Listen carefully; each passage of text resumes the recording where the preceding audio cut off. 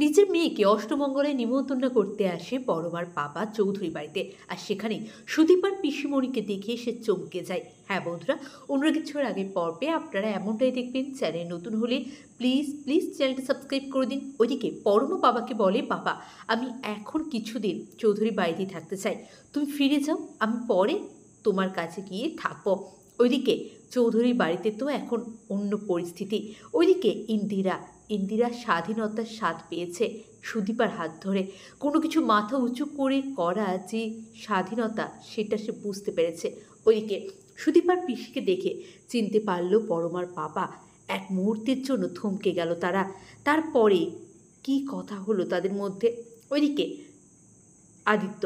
আদিত্যকেও কিন্তু সুদীপার পিসি বলেন যে, আদিত্য বাবা, সুদীপার একটা ইতিহাস আছে, একটা অতীত আছে, সেটা আমি তোমাকে পরে বলবো। কিন্তু পরমার বাবা এসে যখন জানতে পারলো যে পরমা আর সুদীপা তারা দুজন যমজ বোন, তারা আবার এক হয়েছে এই চৌধুরী বাড়িতে। হয়তো নিয়তিরই খেলা, নিয়তি হয়তো তাদেরকে এইভাবে এক করবে বলেই পৃথিবীতে পাঠিয়েছিলেন। তাই তো একই ঘরে দুই বোন একটা মানুষকে ভালোবেসে সেই বাড়িতে গিয়ে উঠেছে। হ্যাঁ, সুদীপা হয়তো ভালোবাসে না, কিন্তু এখন তো ধর্মপত্নী অর্ধাঙ্গিনী আদিত্য সেই। ওইদিকে দুই মেয়েকেই বুকে জড়িয়ে ধরল। আড়াল থেকে সমস্ত কিছু কিন্তু আদিত্য শুনতে পেয়েছিল।